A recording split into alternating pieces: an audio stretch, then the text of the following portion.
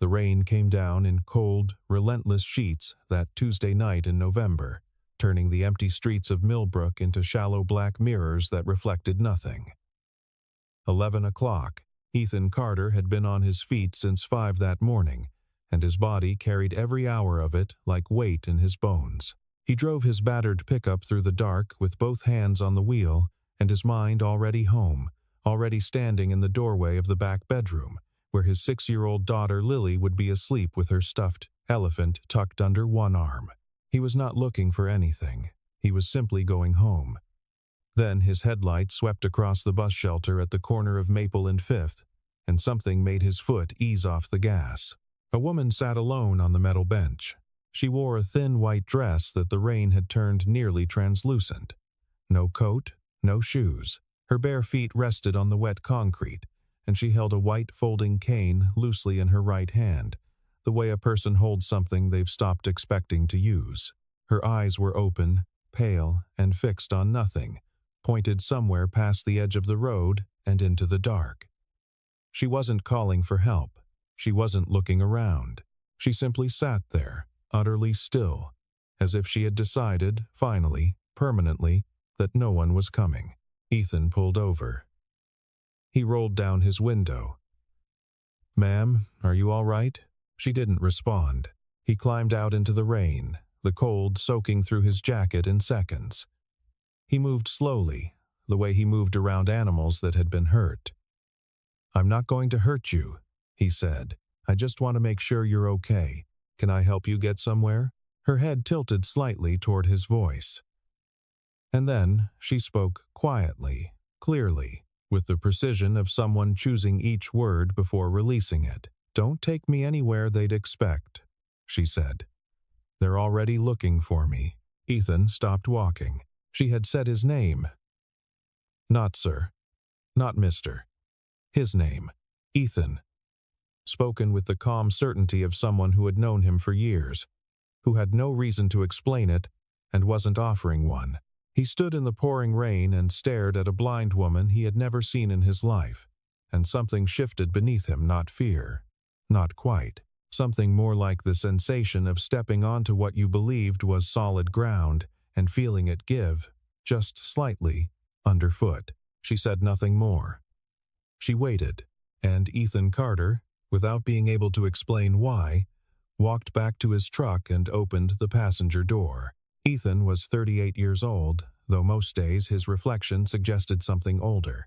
He had grown up in Millbrook, the kind of Midwestern city where everyone knew your truck and your father's name, and he had never particularly wanted to leave. He had started engineering school at 21 with a plan that felt solid and a future that seemed, if not guaranteed, at least reasonable. Life had other arrangements. He worked now as a maintenance contractor, construction sites, apartment complexes, commercial buildings moving between broken things and fixing them, keeping what stood from falling down. It was honest work. It left his hands rough and his lower back in a permanent negotiation with pain. He did not complain about this. He had learned, in the years since the fire, that complaining about the things that could be endured was a waste of energy he needed for other purposes. The fire had been on a Thursday, 3 years ago last spring.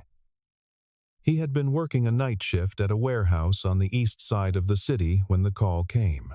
By the time he reached Delaney Street, the apartment building was a column of orange light against the night sky, and the paramedics were already there, and his wife, Renee, was not among the people standing on the sidewalk. His daughter Lily had survived because Eleanor Purvis, the retired school teacher who lived across the hall, had heard the smoke alarm and carried the 3-year-old through the stairwell in her own arms. Ethan owed that woman a debt that had no currency. He moved them to a small house on the south side of Millbrook. 2 bedrooms, a yard with a rusted swing set that he kept meaning to replace and never quite got to. He arranged his work schedule around Lily's school hours and learned slowly, imperfectly, with a great deal of burned dinners and missed permission slips, what it meant to be both parents at once.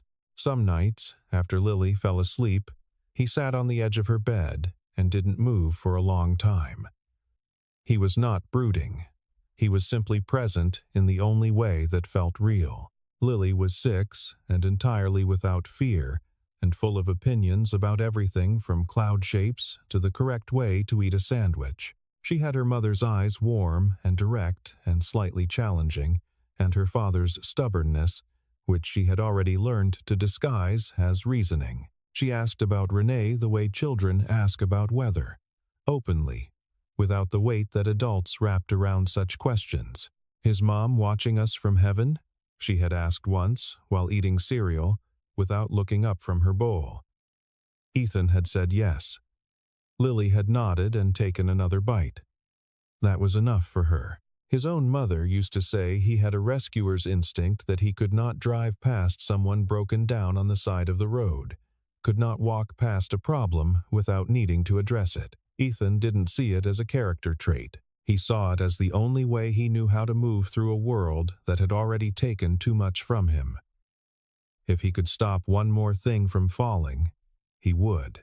That was the man who stepped out of his truck on Maple and Fifth. That was the man who opened the door.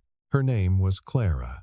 She offered that much, quietly, once she was settled in the passenger seat with her white cane folded across her knees and the truck's heater working against the cold she had been sitting in.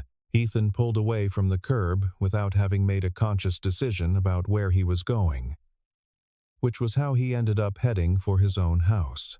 She looked to be in her late 20s, pale from the cold, fine-featured, with a stillness about her that he quickly understood was not peace but containment.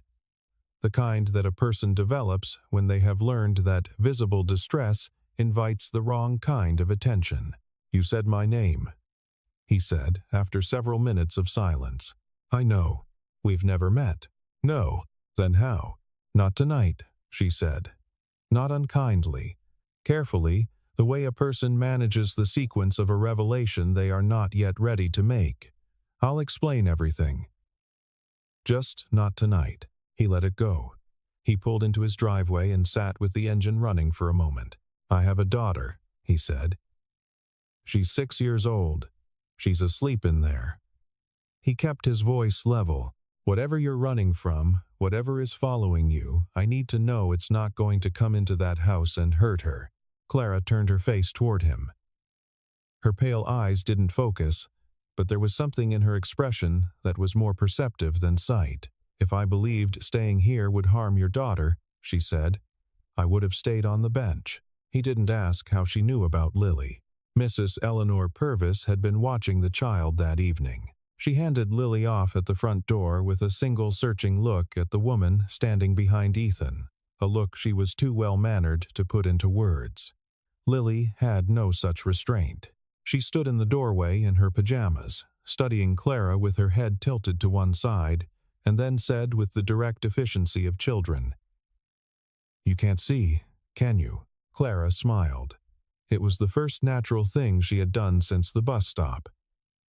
"No," she said, "I can't. My dad brings people home sometimes." Lily said, as though this resolved the matter, "Are you hungry? We have cereal and also some of that leftover soup if you want the good option." Clara was given the couch with every spare blanket in the house. Ethan sat in the armchair across from her until she fell asleep, and then remained longer still, watching the rain move down the window glass while he turned one question over and over in his mind, patient, persistent, impossible to put down. How did she know his name?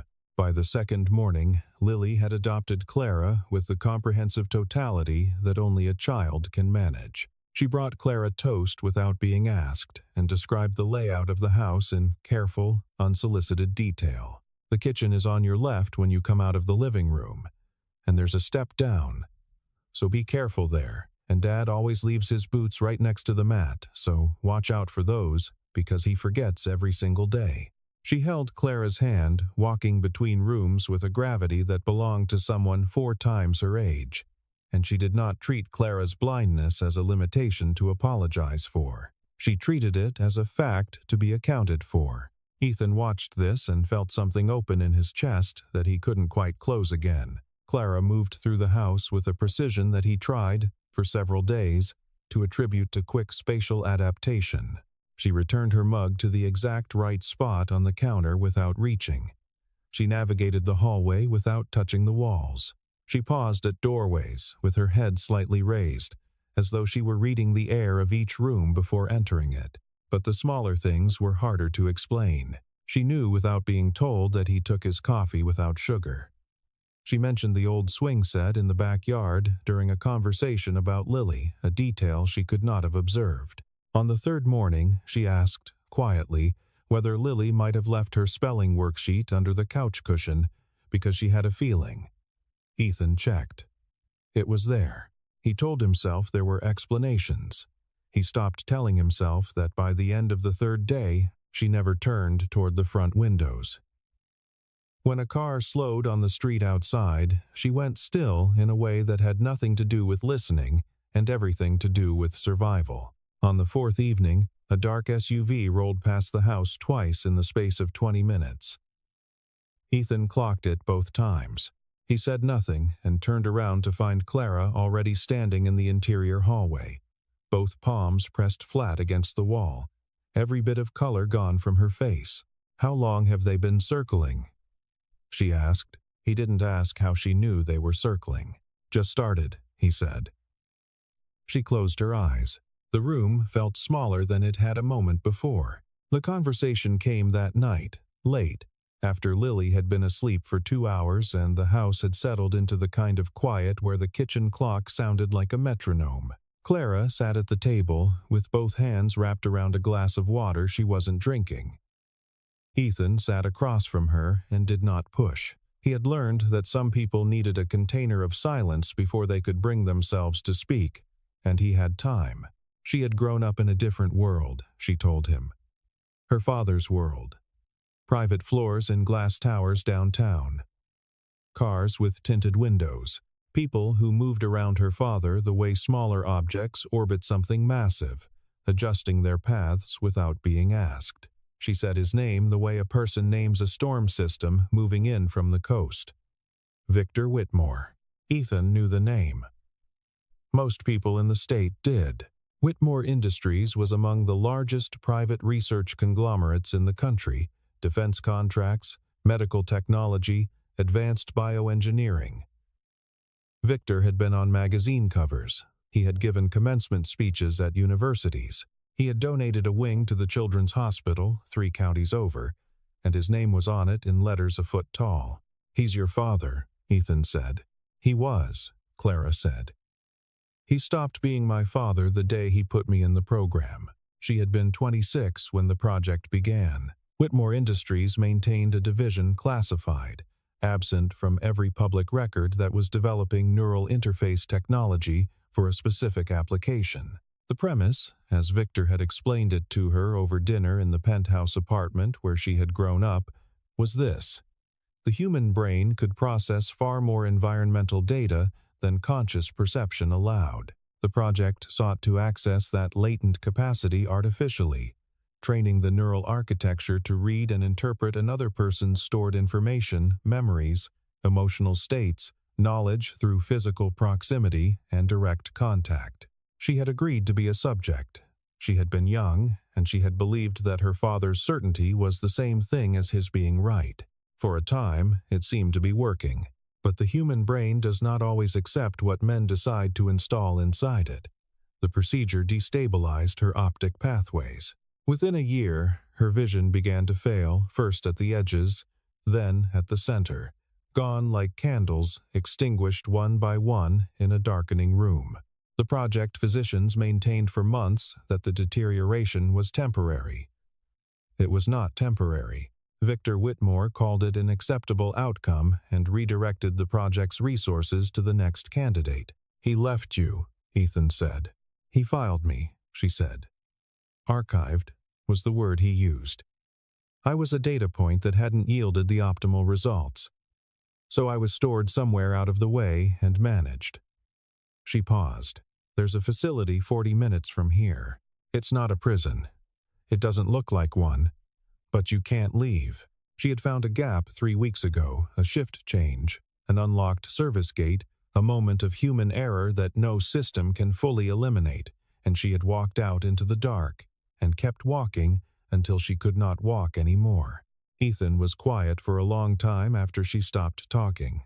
"The ability?" he finally said. "The thing they were trying to build. Did it work?" Clara set her glass down. "You served in the military for 2 years after high school," she said. "You don't talk about it. When Lily asks why certain sounds startle you, you tell her you're just ticklish, because it's the answer that makes her laugh. Your wife's name was Renee. She used to slip small notes into your jacket pockets, just a sentence or two, and you still check the pockets of your old jackets sometimes, because the habit of hoping is stronger than knowing what you'll find." The kitchen clock ticked. Ethan's throat worked. His eyes were very bright. "It worked," Clara said softly. The dark SUV stopped circling. That was worse than when it had been moving. On the 5th night, Ethan woke to a sound from the back of the house, the particular soft crack of a door frame giving way. He was in the kitchen in seconds, flashlight in hand. The back door had been forced. The lock was bent outward. The wood of the frame splintered cleanly. The house was empty. Whoever had entered had withdrawn quickly, either spooked by his footsteps or satisfied by what they'd confirmed. 2 sets of footprints in the mud on the back steps. He found Clara already standing in the hallway, with Lily held against her side, the child still half asleep with her face buried in Clara's shoulder. Clara's expression was not panicked. It was resolved, which was a different and more frightening thing. "They weren't here to take anything," she said. "They were confirming I was still here, that I hadn't moved on." "I'm calling the police," Ethan said. "The Millbrook precinct has received substantial contributions from the Whitmore Foundation for the past 6 years, Clara said. "It's not overt, but the relationship exists, and I've seen evidence of it." She paused. "Filing a report puts my location on record in a system my father has access to."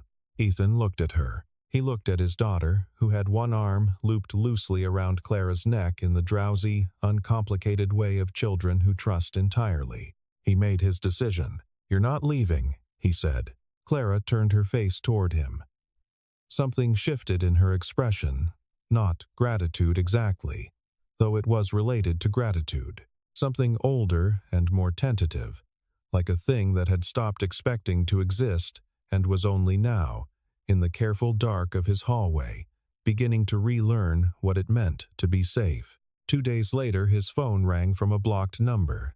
A man's voice, measured, unhurried, the voice of someone who had never once needed to raise it, told Ethan that he was in possession of something that belonged to Victor Whitmore, and that a quiet, immediate resolution would be in everyone's interest. Ethan said several things in response that cannot be reprinted here.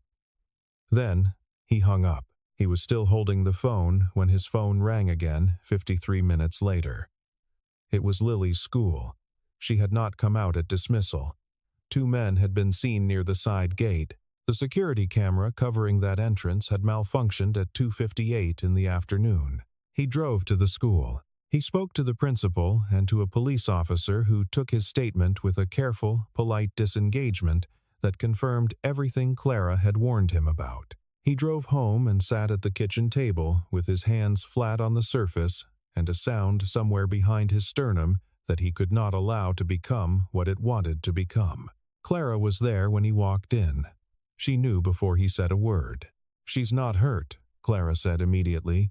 "They won't hurt her. She's leverage. She has no value to my father damaged. He will hold her until I come back, and then he'll return her." "How can you possibly know that?" "Because I have read his memory of every decision he has made in the last 4 years, she said. "My father is ruthless, but he is also precise. He destroys what he can't use and preserves what he can. A harmed child creates liability. He won't touch her." Ethan pressed his hands harder against the table. His eyes were red and dry. He was a man who had learned to carry immense things and keep moving. But Lily was the seam at the center of all of it, the one place where his endurance had an edge. Clara reached across the table. She placed her hand over his. "I'm going back," she said. "If I present myself voluntarily, he'll return her immediately. That's how he operates. I'm not going to let you do that. You can't stop me, she said. And even if you could, you wouldn't. Because you know I'm right. A pause. I can feel that you know I'm right. Don't, he said. I'm sorry. And she meant it. He could see that she meant it fully, not apologizing for what she could sense in him, but for the fact that it hurt him to be known so clearly. He stood and walked to the window. He stood with the afternoon light falling across his shoulders and looked out at the rusted swing set in the yard. And he made the same choice he had made at the bus stop on Maple and 5th, at 11 o'clock in the rain. He could not explain why it was always the same choice. He could only make it. You're not going alone, he said. Marcus Webb answered on the second ring. Ethan had met Marcus 4 years ago on a job site, a former private security contractor who had left the industry after a contract that conflicted with something he wouldn't name but clearly hadn't stopped thinking about. He was steady and economical and possessed of the particular calm that comes from having been in genuinely dangerous situations and simply deciding each time to deal with what was in front of him. He had never asked Ethan for anything. Ethan had never asked him for anything either, until now. Tell me where to be, Marcus said. The facility sat 40 minutes outside Millbrook on a rural highway, behind a tree line that had been planted to look natural and wasn't. Low, modern architecture. A corporate logo too small to read at highway speed. A staffed gate. The kind of place that existed by being unremarkable to anyone who wasn't looking. Marcus knew the language of secured buildings, how they were structured, where the soft points lived, how to move through a space in the intervals between patrol rotations. He had worked in environments like this before, under other circumstances, for reasons he didn't revisit. Tonight he worked in this one because there was a child inside, and because Ethan Carter had never once asked him for anything until now. Clara had already made her own arrangements before either of them could object. She called the facility gate from Ethan's phone while Ethan was in the garage, told the guard she was coming in voluntarily, and had a cab on the way before he came back inside. By the time he understood what she had done, she was already gone. The distraction worked. The facility's attention collapsed toward the front entrance, toward the daughter returning. Finally, on her own terms. In the rear corridor, near a locked room that Marcus opened with a bypass tool and the patience of a man who had done harder things, a small girl sat on a cot with her knees pulled to her chest. She looked up when the door opened. She looked at her father in the doorway. She didn't cry until she was in his arms. And then she cried the way children cry when they have held themselves together for as long as they absolutely can, completely, without reservation. Because the person who finally arrived was the right one. I knew you'd come, she said against his shoulder. I know you knew, he said. His voice was not entirely steady. They found Clara on the upper floor of the building, in a room where the lights were bright and functional, and a man in a dark suit stood at the center of it, like someone who had never learned how to stand in a room without controlling it.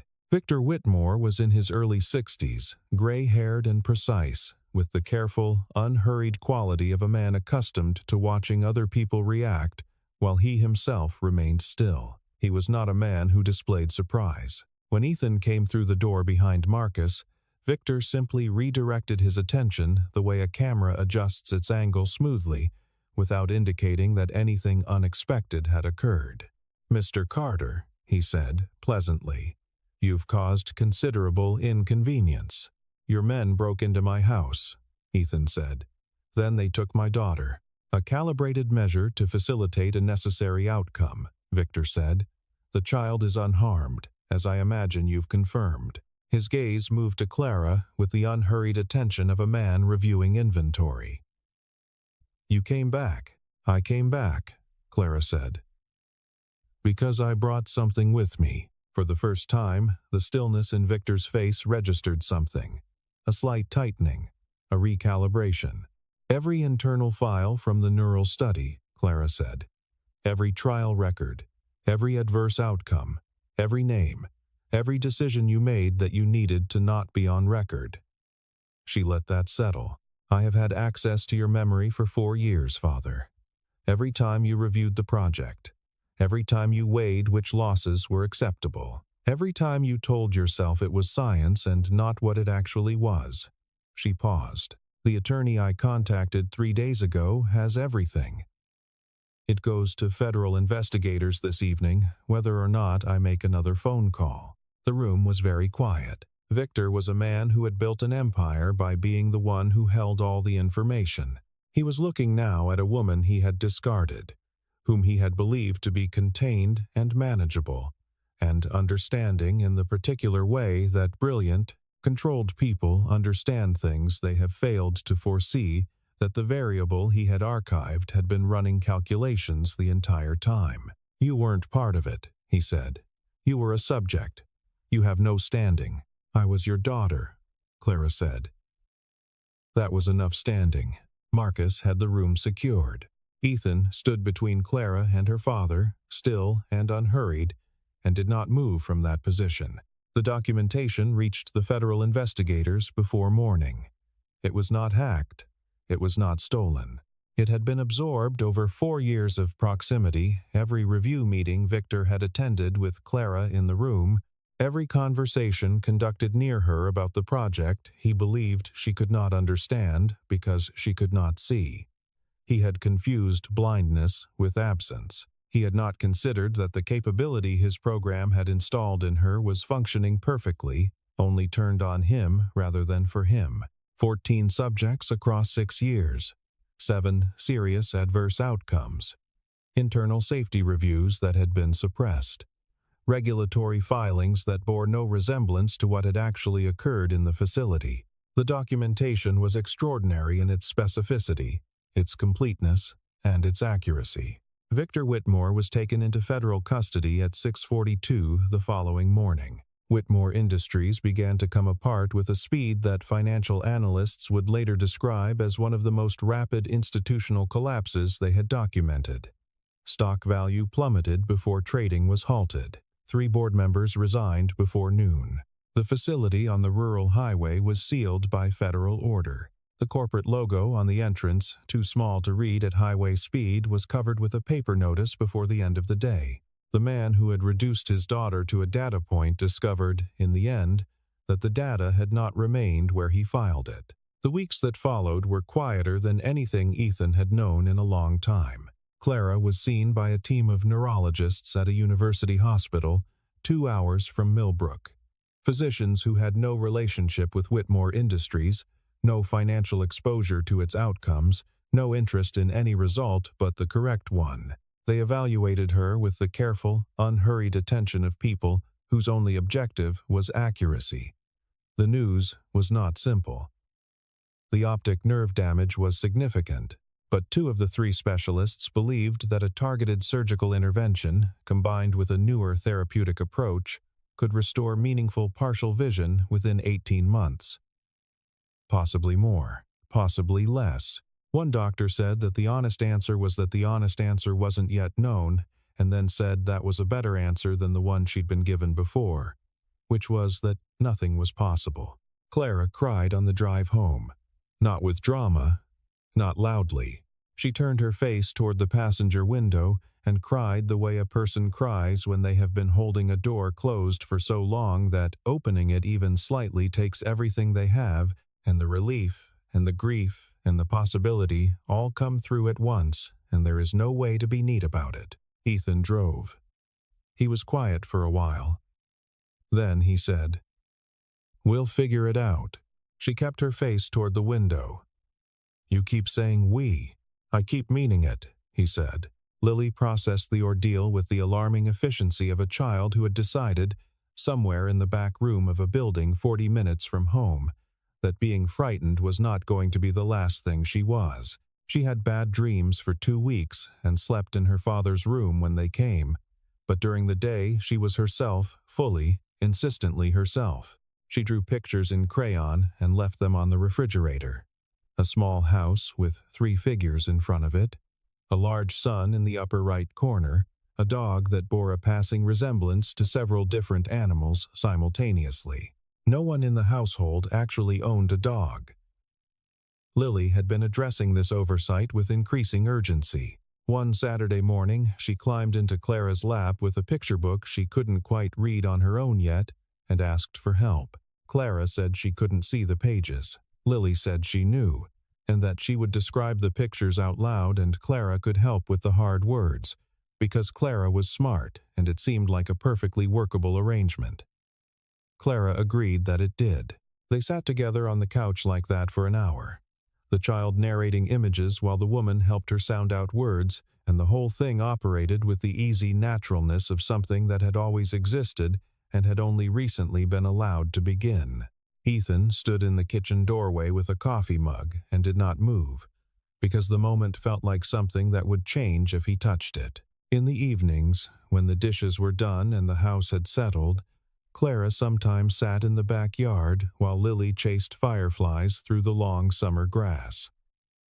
She couldn't see the light. She could feel the warmth of the air, the particular softness of a night without wind, the sensation of a yard that had become familiar, the way a place becomes familiar when you have lived in it long enough to know it without looking. She could hear Lily laughing from across the dark. "I think about the bus stop sometimes," she said one evening, to the man sitting 2 feet away from her in the grass. "What about it? How long I sat there before you came." The fireflies moved through the dark at the edges of the yard. I had nearly stopped expecting anyone. Ethan was quiet for a moment. "I wasn't looking for anything either," he said. "I was just going home." Clara turned her face slightly upward. "Maybe that's what it is," she said. "Maybe it's not about looking. Maybe it's just about not driving past." Lily's laughter traveled across the yard, pure and unguarded, and entirely itself. The sound of a child who did not know, in any practical sense, what it meant to be afraid of the dark because the people she trusted were in it with her. Ethan set his mug in the grass. He did not say anything. He felt the weight of what he had been carrying 3 years of it. More, and he felt also, sitting in the summer night with Clara beside him and his daughter running through the yard, that the weight was not only grief, it was also this. Whatever this was, whatever it was choosing, quietly, without announcement, to become. He did not need to name it tonight. Tonight was already enough.